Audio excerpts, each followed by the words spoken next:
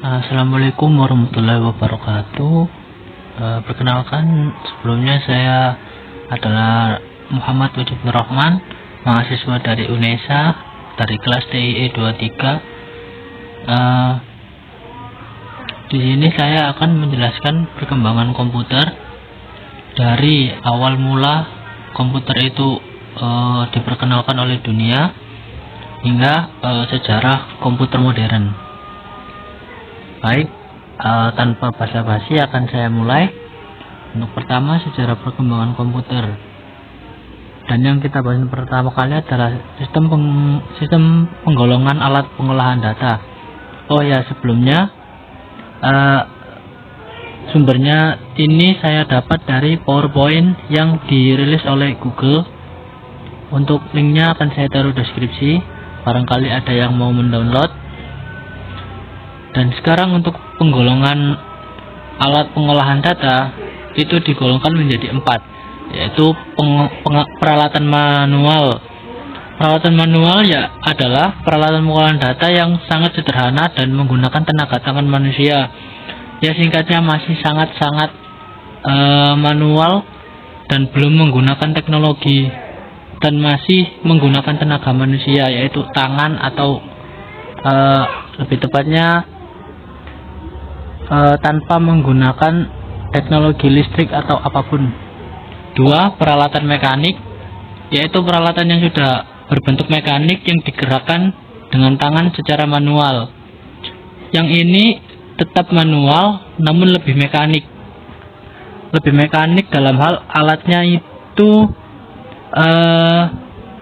hanya bisa digerakkan oleh tangan dan belum memanfaatkan energi listrik. 3. Peralatan mekanik elektronik. Peralatan mekanik yang digerakkan secara otomatis oleh motor elektronik. Untuk yang ini, alatnya berupa mekanik dan menggunakan energi listrik untuk menggerakkan alat tersebut.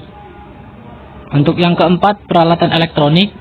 Peralatan yang bekerjanya secara elektronik penuh bisa disebut seperti software ataupun aplikasi yang sudah bisa tanpa alat-alat mekanik dan hanya menggunakan tenaga listrik dan juga teknologi-teknologi yang sudah maju. Baik, untuk kita mulai masuk ke sejarah komputer. Sejarah komputer itu dibagi menjadi 2 tahap, yaitu pertama tahap sebelum 1940 dan juga setelah tahun 1940. Untuk sebelum tahun 1940. Untuk tahun 1940 ini contoh alat pengolahan datanya adalah abacus, yaitu prinsip kerjanya melakukan perhitungan menggunakan biji-bijian geser yang diatur pada sebuah rak. Ya, ini bisa disebut yang tadi ya untuk manual, dimana di sini masih benar-benar menggunakan tangan manusia, tapi belum ada teknologi mekanik dalam alat ini. Yang kedua, kalkulator roda numerik ditemukan oleh Blaise Pascal 1692. Prinsip kerjanya menggunakan 8 roda putar bergerigi untuk menjumlahkan hingga 8 digit. Alat ini merupakan alat penghitung bilangan berbasis 10. Kelemahan alat ini adalah hanya terbatas untuk melakukan penjumlahan. Dan ini adalah contoh alat pengolahan data yang mekanik namun masih belum menggunakan energi listrik dan masih menggunakan tangan manusia, seperti yang saya jelaskan di awal tadi. Dan untuk yang ketiga, alat pengolahan datanya adalah kalkulator roda numerik 2, ditemukan oleh Gottfried Wilhelm von Leibniz pada tahun 1792. 1694. Ini prinsip kerjanya sama seperti kalkulator roda numerik sebelumnya, namun lebih disempurnakan lagi oleh Gottfried agar penghitungannya lebih akurat dan juga mencakup banyak bilangan. Yang keempat, kalkulator mekanik ditemukan oleh Charles Xavier Thomas de Colmar. Prinsip kerjanya melakukan penjumlahan, pengurangan, perkalian, dan pembagian. Ini adalah kalkulator yang masih benar-benar menggunakan teknologi mekanik tanpa menggunakan energi listrik, dan di sini belum ada penerapan energi listrik dalam penggunaannya. Untuk setelah tahun 1940 dibagi lagi menjadi 5 generasi. Untuk generasi pertama pada tahun 1940 sampai 1959, komputernya memiliki prinsip kerja menggunakan tabung vakum untuk memproses dan menyimpan data. Jadi masih belum bisa untuk mencakup banyak hal, namun sudah lumayan modern dan juga bisa dilihat pada gambar. Untuk sistemnya masih sangat-sangat rumit sekali karena belum bisa diringkas dan akan sangat sulit untuk mengembangkan banyak komputer seperti ini. Untuk yang contoh komputer generasi pertama ada satu ENIAC Electronic Numerical Integrator and Calculator, dirancang oleh Dr. John Mauchly and Presper Eckert pada tahun 1946. Untuk contoh kedua, EDVAC Electronic Discrete Variable Automatic Computer. Penggunaan tabung vakum juga telah dikurangi dalam perancangan komputer, di mana proses perhitungan menjadi lebih cepat dibandingkan ENIAC. Jadi ini lebih dipersingkat lagi dengan mengurangi tabung vakum, namun sistemnya lebih cepat dan juga lebih efisien daripada yang ENIAC tadi. Lalu ada EDSEC Electronic Delay Storage Automatic Calculator, memperkenalkan penggunaan raksa merkuri dalam tabung untuk menyimpan data. Jadi di sini penyimpanan datanya menggunakan raksa atau merkuri agar lebih efisien. Lalu ada contoh komputer generasi pertama selanjutnya. Komputer pada tahun 1951, Dr. Mauchly dan Eckert menciptakan UNIVAC 1 Universal Automatic Calculator, komputer pertama yang digunakan untuk memproses data perdagangan.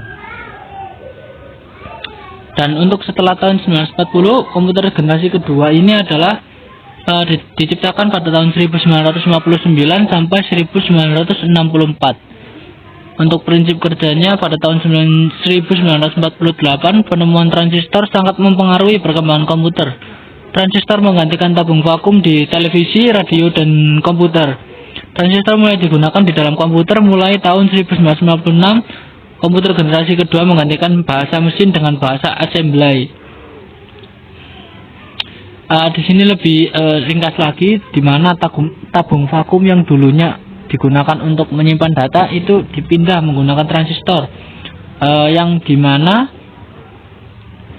tabung vakum diganti dengan transistor. Ini lebih mengefisienkan lagi karena transistor akan lebih mudah untuk digunakan dalam komputer, dan juga komputer akan lebih mudah untuk menyimpan data. Untuk contoh komputer generasi kedua, komputer DEC PDP-8. Beberapa bahasa pemrograman mulai bermunculan saat itu. Bahasa pemrograman Common Business Oriented Language, COBOL atau Formula Translator Fortran mulai umum digunakan. Jadi mulai generasi kedua ini mulai berkembang bahasa-bahasa pemrograman yang digunakan pada komputer-komputer generasi kedua dan selanjutnya. Untuk yang komputer generasi ketiga diciptakan pada tahun 1964, awal 80-an.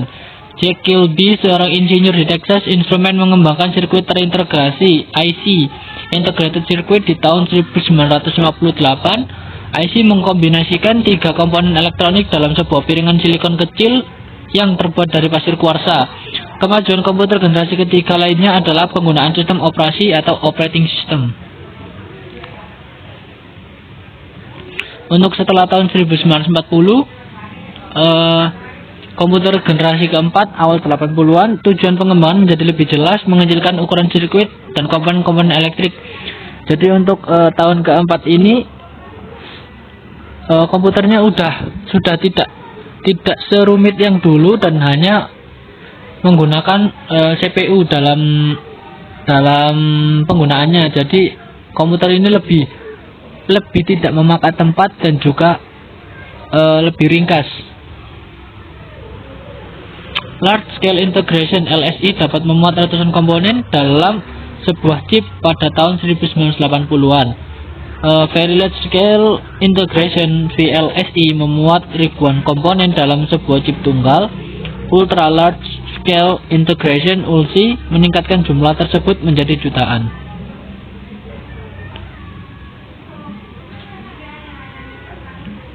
Untuk setelah tahun 1940, komputer generasi kelima, yaitu komputer modern yang sistemnya mampu mengkoordinasikan banyak CPU untuk bekerja secara serempak. Kemajuan lain adalah teknologi superkonduktor yang memungkinkan aliran elektrik tanpa ada hambatan apapun yang nantinya dapat mempercepat kecepatan informasi.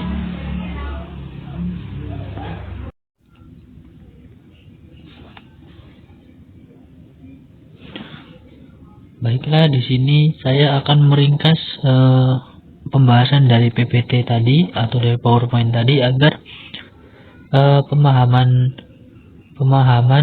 kalian lebih mudah atau lebih simpel lah. Karena saya tahu kadang penjelasan di PowerPoint itu agak belibet dan juga berputar-putar. Jadi di sini saya akan mencoba meringkas pembahasan yang tadi di PowerPoint. Baik, jadi sejarah komputer dimulai pada abad ke-19 dengan penemuan mesin analitik oleh Charles Babbage. Mesin ini dianggap sebagai cikal bakal komputer modern karena memiliki fitur seperti program dan dapat diubah dan juga disimpan. Kemudian pada tahun 1940-an, komputer pertama yang menggunakan tabung vakum muncul seperti Colossus. Lalu pada tahun 1950-an, komputer mulai menggunakan transistor yang membuatnya lebih kecil, lebih cepat, dan juga lebih hemat energi dibandingkan tabung vakum. Pada tahun 1960-an, komputer mulai dihubungkan dalam jaringan yang menjadi cikal bakal dari internet. Untuk perkembangan selanjutnya adalah munculnya microprosesor pada tahun 1970-an yang memungkinkan komputer menjadi lebih terjangkau dan digunakan secara luas dalam berbagai aplikasi. Era komputer pribadi sendiri dimulai pada tahun 1980-an dengan munculnya komputer seperti IBM PC. Sejak saat itu komputer terus berkembang dengan cepat menjadi lebih kecil, lebih cepat, dan juga lebih kuat. Revolusi internet dan mobile computing juga telah mengubah cara kita menggunakan komputer dalam kehidupan sehari-hari. Mungkin sekian dari saya. Saya Muhammad Mujib Rahman dari mahasiswa Universitas Negeri Surabaya, jurusan Teknik Informatika tahun 2023 dengan kelas DIE 23, 3 digit NIM terakhir 157. Sekian penjelasan dari saya mengenai sejarah perkembangan komputer. Kurang lebihnya saya mohon maaf jika ada salah kata atau kekurangan. Saya juga mohon maaf. Terima kasih, semoga bermanfaat. Wassalamualaikum warahmatullahi wabarakatuh.